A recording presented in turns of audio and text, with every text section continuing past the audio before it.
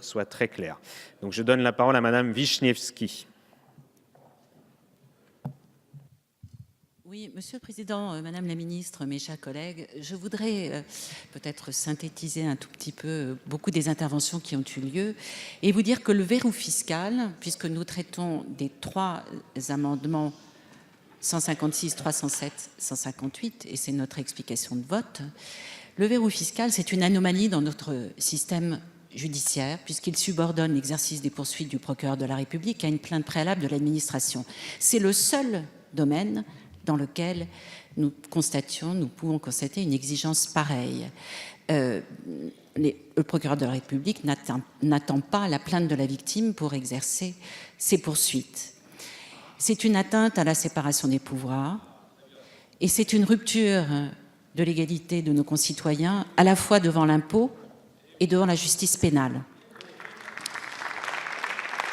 Madame la ministre, vous avez évoqué, et je les ai entendues, plusieurs raisons pour justifier ce verrou fiscal, et vous avez fait allusion aux déclarations d'Éliane Houlette, que je connais bien.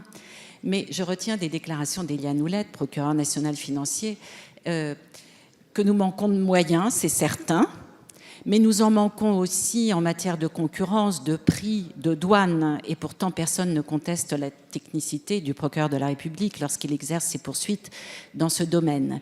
Madame Houlette a par ailleurs constaté une évolution positive dans la transmission des dossiers de la Commission, mais elle n'a fait que noter une évolution positive dans la nature des dossiers qui lui sont transmis. Parce que nous sommes raisonnable au MoDem. Nous avons entendu aussi ce dernier argument qui consiste à évoquer le rendement financier de cette disposition, de ce verrou fiscal, et nous le comprenons, nous l'entendons.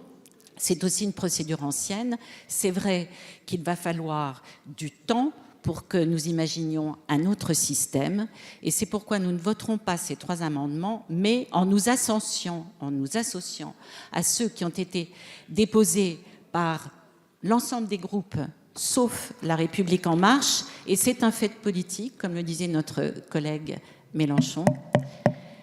Nous voterons pour et nous soutiendrons l'amendement qui avait été voté par le Sénat et qui consiste en un déverrouillage partiel de ce verrou lorsque des infractions connexes feront déjà l'objet de poursuites par le procureur de la République.